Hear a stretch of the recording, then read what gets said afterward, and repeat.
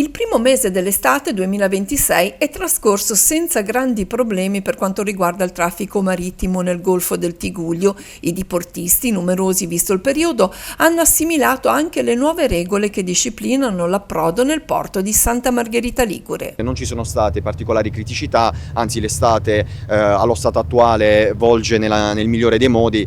Continueremo in ogni caso a vigilare appunto sul rispetto delle ordinanze e sulla normativa vigente. Oltre alle imbarcazioni private si è intensificato il traffico marittimo per quei servizi che sono tipicamente collegati ai flussi turistici. C'è anche appunto il flusso dei traghetti con a bordo i turisti che effettuano le tratte Portofino, Rapallo, Santa Margherita Ligure, San Fruttuoso. Questo è un traffico che giornalmente impegna il porto di Santa Margherita Ligure, oltre poi invece la parte esterna, la rada esterna, quella delle navi da crociera.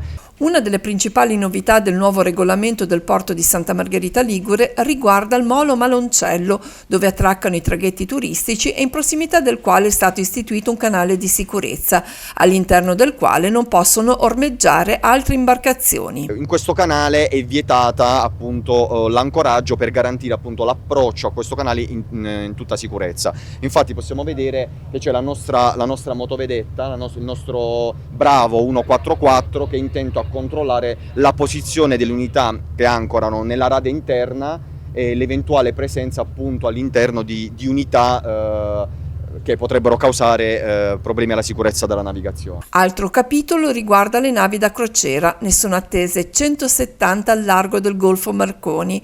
Anche questa attività impegna la Capitaneria di Porto. C'è la verifica da parte della sala operativa del corretto impiego della rotta di avvicinamento, della corretta zona di ancoraggio, ma non solo questo, c'è anche il controllo sul rispetto ambientale. Infatti i tre comuni, il comune di Rapallo, Santa Margherita e Portofino, hanno un referente ambientale che durante tutto il corso della stagione estiva verifica appunto eventuali inquinamenti che attualmente non ci sono mai stati attualmente nelle stagioni passate.